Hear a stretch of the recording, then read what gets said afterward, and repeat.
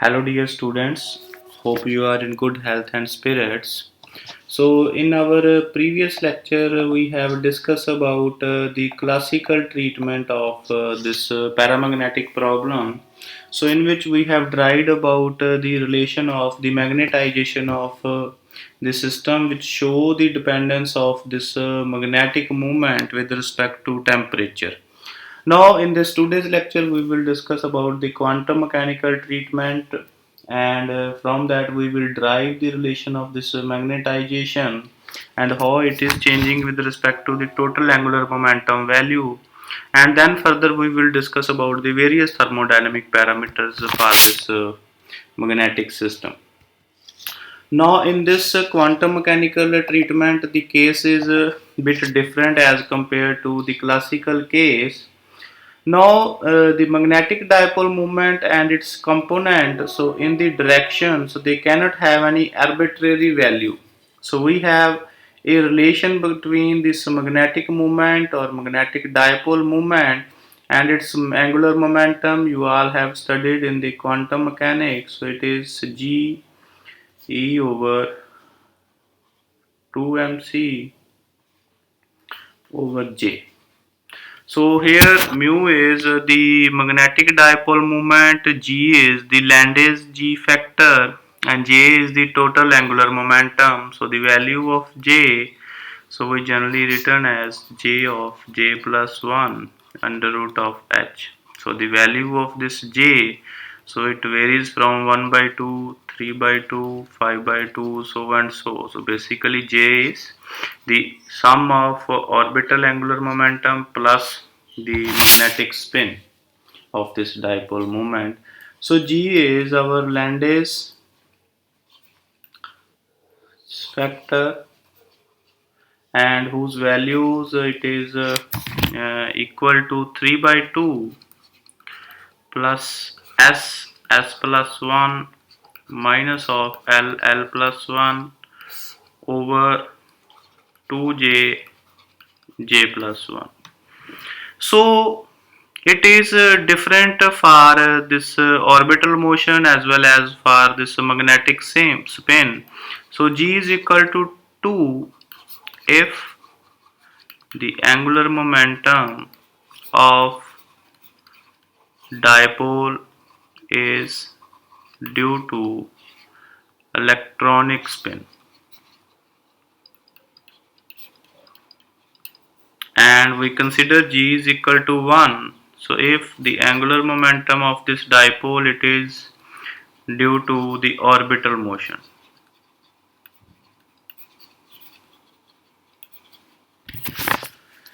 So L, as I have already told you, it is our orbital angular momentum, and S is our spin angular momentum. And from that we can find out the value of this magnetic energy, so which is equal to minus mu dot H. So putting the value of this mu, so this comes out to be minus of G over 2 mc J dot H.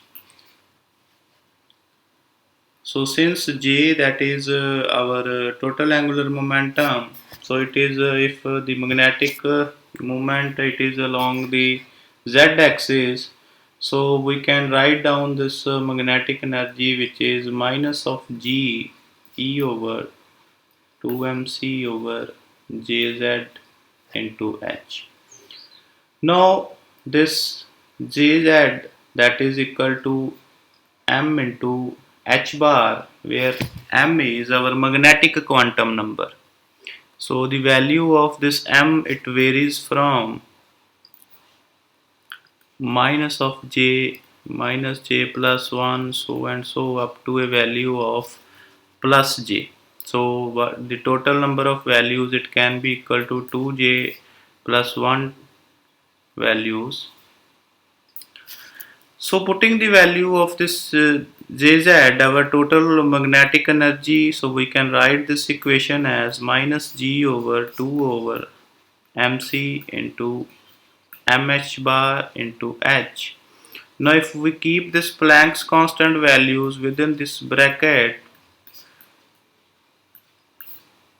so this comes out to be m into h, and this we all know that is equal to the Bohr magnetron.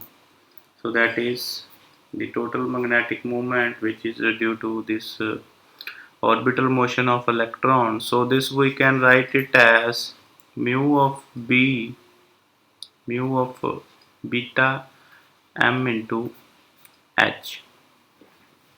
So here I would like to tell you that the value of this mu beta, it is Eh bar over 2 me into c.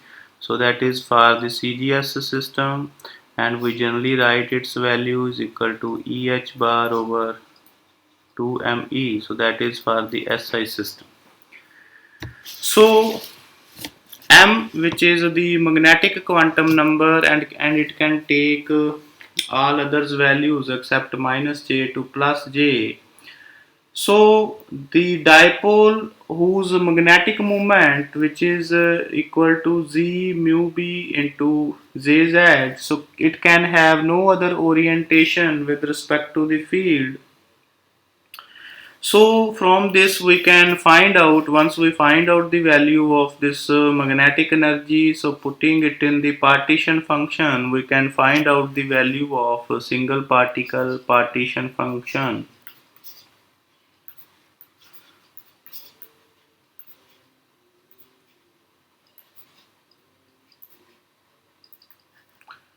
So we know the value of this partition function, so which is equal to mj, which is from minus j to plus j exponential of minus p into magnetic energy Em.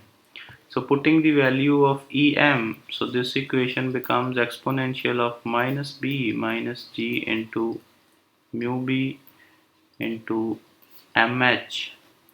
So minus and minus get cancelled, so this equation becomes beta g mu b into mh.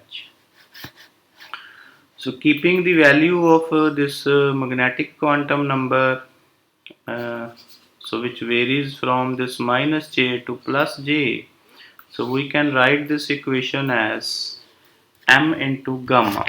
So here gamma we have considered, so the gamma which is equal to beta g mu b into h. Now let us try to solve this value of a single dipole partition function. So this equation becomes exponential of, so putting the value of m from minus j to plus j, so it is minus j into gamma plus exponential of minus j plus 1 into gamma, so and so up to a value of exponential of plus j into gamma, so that is having 2j plus 1 terms. So here from this equation we can keep this exponential of minus j gamma as common, so this equation becomes 1 plus exponential of gamma plus exponential of 2 gamma, so and so up to a order of exponential of 2j gamma. Now if you look at this equation, so it is a GP series. So this we can write down as Q1b, so that is equal to exponential of minus j gamma 1 plus e raised to power gamma 2 gamma up to order of exponential of 2j gamma. So this is a GP series, so which we can write it as a r raised to power minus 1 into 1 over r minus 1. So here if you look at this series, the first term that is of the order of exponential of gamma, and the difference between these two terms, that is exponential of minus j gamma. So this we can write down as exponential of minus j gamma. So and total number j which is equal to 2j plus 1. So this equation we can write down as, so n value, so this is our n value. So putting the value of a, so this comes 2j plus 1 gamma minus of 1 over exponential of gamma minus 1. So this equation becomes exponential of minus j gamma exponential of 2j plus 1 over into gamma by 2 dot exponential of 2j plus 1 into gamma by 2. So I can break this equation into 2 minus 1. So in order to solve or write it in terms of sine or cos hyperbolic or sine or cos terms. So similarly the denominator term I can write it as exponential of gamma by 2 into exponential of gamma by 2 minus of 1. So this equation, now I keep all those terms which are common, so take it outside. So this equation becomes exponential of minus j gamma, and from this numerator term if I keep 2j plus 1 gamma by 2 as common, so the term which is within the bracket, this we can write as exponential of j plus 1 into gamma by 2 minus of exponential of minus 2j plus 1 into gamma by 2. So similarly from the denominator, if I keep exponential of gamma by 2 as common, so this I can write exponential of gamma by 2 minus of minus exponential of minus gamma by 2. So this term, the denominator, so it is the sine hyperbolic function, and the denominator term is also a sine hyperbolic function of gamma by 2. So I can write it as exponential of minus j gamma, and if I cancel these exponential of gamma by 2, so this is exponential of j gamma. So sine hyperbolic of 2j plus 1 over 2 into gamma over sine hyperbolic of gamma by 2. Now I can put the value of this gamma. So gamma I know that is equal to beta into g mu b into h. So if I keep the relation of this gamma with respect to j, so let us solve this. So x, it comes out to be j into gamma. So this x, which is mu b into beta g h into j, and if I take the derivative of this x, that is curly x over curly h, in order to derive the further parameters, so this equation becomes mu b g beta into j.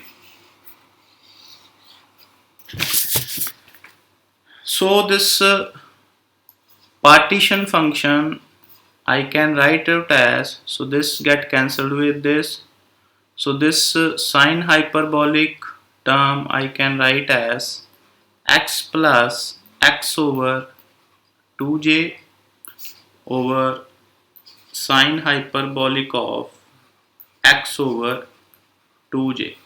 So we have assumed here that x is equal to j into gamma. So this equation is our single dipole partition function, and similarly if we are talking about the n magnetic dipoles, identical dipoles, so if we take the power of this n, from that we can find out the partition function of n identical dipoles, so raised to power n, and from that we can find out the magnetization value of these n identical dipoles, so that is 1 over beta curly by curly of h logarithmic value of single dipole function. So here the term n, which comes out to be the power of this dipole function, so this we have written in the here. So this equation becomes n over beta curly by curly h. So putting the value of this q1b, which we have derived, so this comes out to be logarithmic value of sine hyperbolic 1 plus 1 over 2j into x. So we are trying to write this equation in the same function as we have derived in the classical treatment to find out the Langevin function. So here we will further derive or take the value of this mu, how it is being connected with the value of this magnetic field.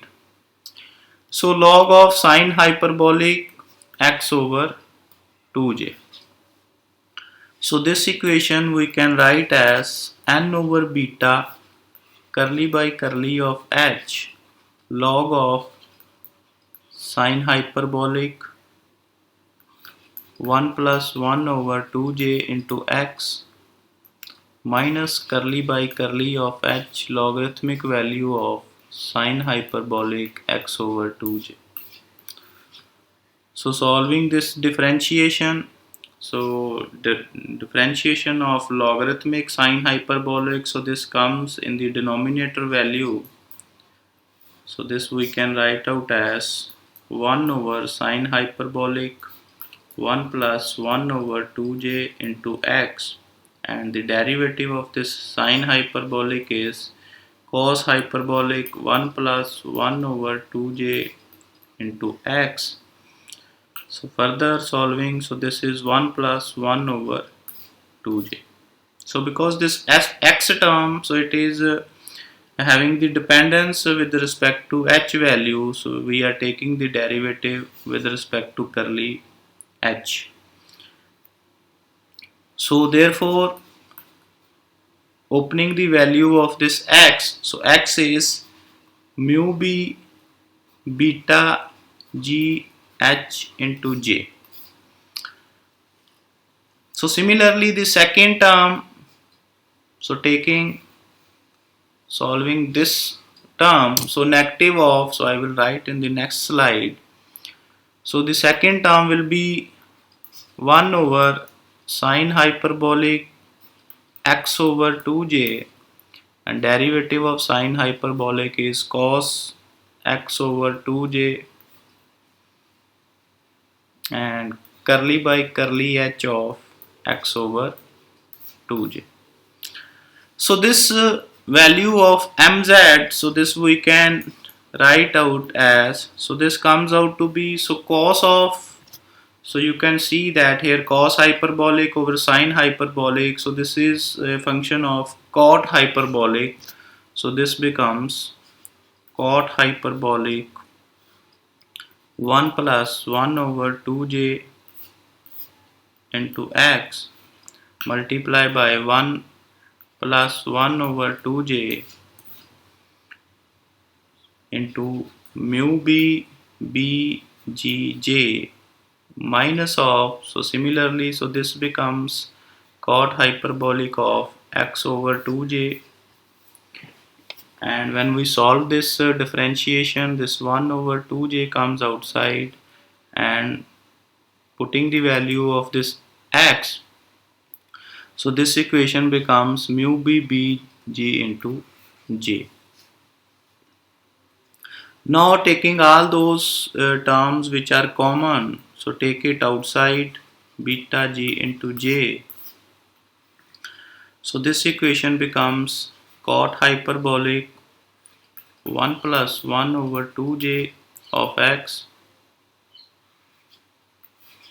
into 1 plus 1 over 2j minus of 1 over 2j into cot hyperbolic of x over 2j. So this is the magnetic moment for n dipoles. So from this we can find out the mean magnetic moment for one dipole. So that is, if we divide this total magnetization with respect to n, so this is our mean magnetic dipole moment for one dipole.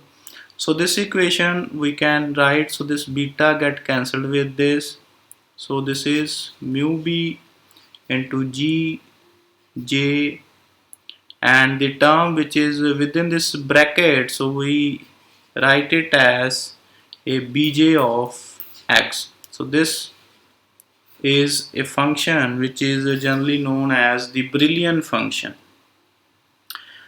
So this we can write down, so mu of z, that is the magnetization for one dipole. So this is we can write out into mu into bj of x. So where value of this magnetic moment we have written, which is equal to Bohr magnetron g into j. So bj, it is a Brillouin function of the order of j, and the value of this bj, so because this equation, so it is the same, which is equal to cot hyperbolic function of x minus of 1 of x. So if we plot this bj function with respect to different values of this x, so which is dependent upon the value of this j, so from that we can write out, so this is the value of bj, so which is dependence upon the total angular momentum. So this values, so this is equal, and the maximum value, so this is when the value of this bj, that is equal to 1. So from that we can find out the mean magnetic susceptibility, so that is x of t, which is equal to curly mz over curly h. So again there are two cases in order to find out this susceptibility value. So for case 1, so for strong field, so here x, that is again the same, which is equal to mu h over kt. So for strong fields,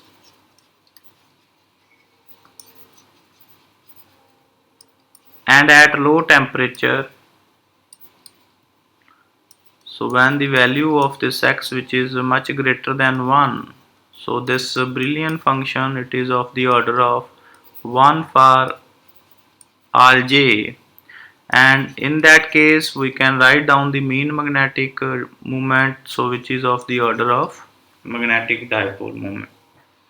So it is the situation for magnetic saturation. So when all these dipoles, they are completely aligned along single direction, so having the complete magnetization of the system. So second case is, so for weak field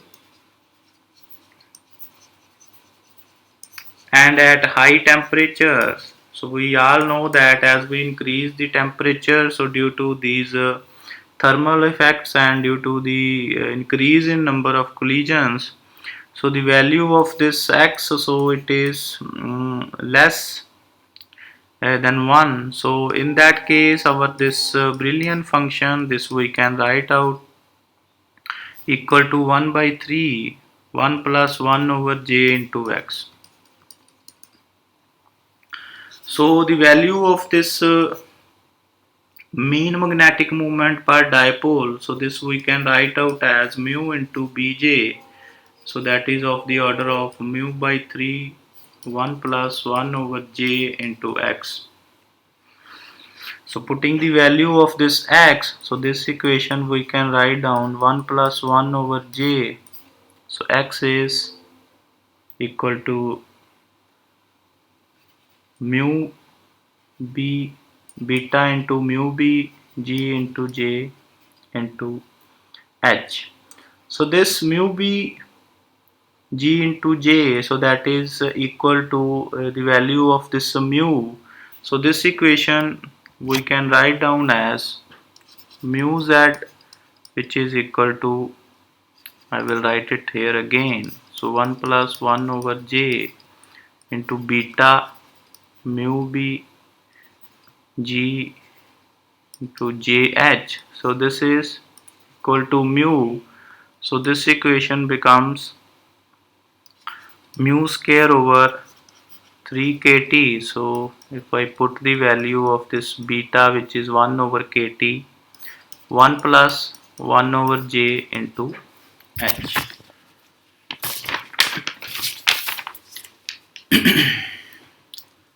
So from that we can find out the total magnetization, so which is equal to N into mu Z bar. So this equation becomes N mu square over 3 kt 1 plus 1 over J into H. So from that we can derive the relation of this magnetic susceptibility, which is equal to curly by curly H of mz. So this equation becomes N mu square over 3 kt 1 plus 1 over J. So this is completely, you can see it is inversely proportional to temperature, and X is equal to Ct, and it is following our famous Curie law of paramagnetism. So the value of this C, so it is N naught mu square over 3k 1 plus 1 over J. So again, if you can see that the dependence of these extreme values of J and G, so they are quite dependent with each other. So the value of this mu we can write down as G into E over 2 M.Sc into J, and from that we can write this square of this mu, so that is equal to G square mu B square into J square.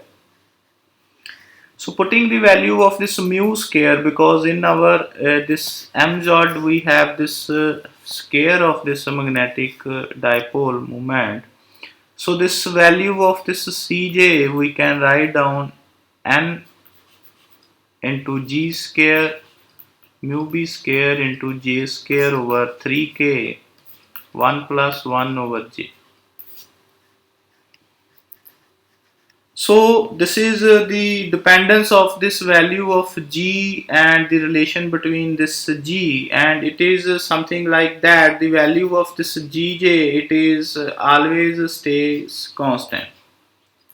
So when J is approaching towards infinity, the value of this G, it is approaches towards 0, and in such a way that the value of this Gj and hence the total mu, it stays constant, and the value of this brilliance expression Bj of x, so it is tends to become independent of J, and this equation it is identical with this Langevin function, so at these extreme conditions.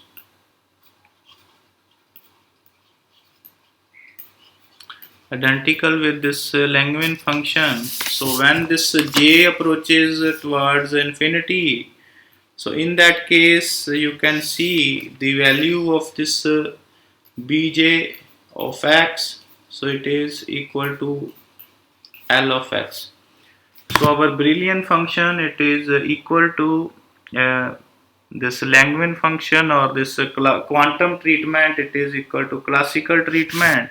So when the value of this J, it is approaching infinity. So this is all about for this paramagnetism problem, and similarly you can find out the thermodynamic parameters for this magnetic system. So in this paramagnetism problem, we have considered the system of dipoles, so having the value of J which is of the order of 1 by 2. So what does it mean? So each dipole, it has only two orientations, so which corresponding to an energy of minus mu of H to a maximum energy of plus mu of H. So these energies we can represent or denote something like as minus of E to plus of E. So in this case, the single dipole partition function, we can simply write it as, so if we are considering their energies having only the two dipole orientations, so the value of this partition function we can write out as exponential of beta of E plus exponential of minus beta of E.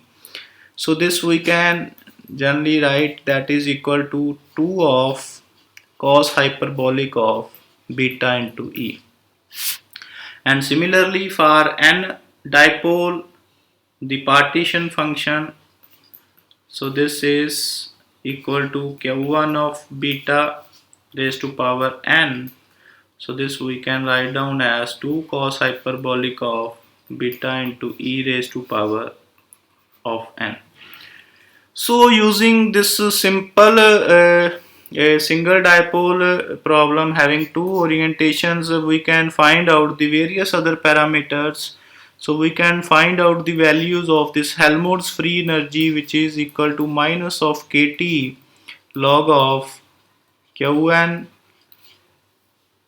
So putting the value of this Qn, so this equation becomes minus of nkt log of 2 cos of hyperbolic into beta E. So similarly, from this Helmholtz free energy, you can find out the expression of entropy, which is minus curly A over curly T. So this comes out to be minus and minus get cancelled. So this equation becomes nk curly by curly T of T log of 2 cos hyperbolic E, and putting the value of beta, which is 1 over kt. So when we solve this equation, the value of s, so it comes out to be nk minus of beta e tan hyperbolic of beta e plus log of 2 cos hyperbolic of beta e. So from this entropy value, you can find out the internal energy. So that is A plus of Ts. So we know the value of A, we know the value of S. So by putting these values, so one of the values it get cancelled out. So the internal energy of our system, so it comes out to be Ne into tan hyperbolic of mu h over kt. So similarly, you can find out the other thermodynamic parameters. I will not derive the each case. You can study from the notes. So the derivation for each case, it is done here. So the value of this magnetization for n dipole, so it comes out to be mu into n of tan hyperbolic of Be. So similarly, you can find out the specific heat. So the value of Cv, that is curly U by curly of T.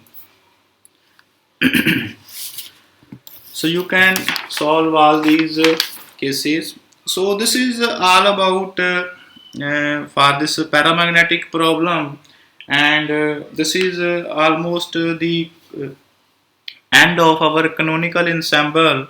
So if you have any doubt, you can ask your queries by calling me over phone, or you can ask your question over WhatsApp. So in our next lecture, we will drive and discuss about the grand canonical partition functions. So till then, goodbye, see you in the next lecture.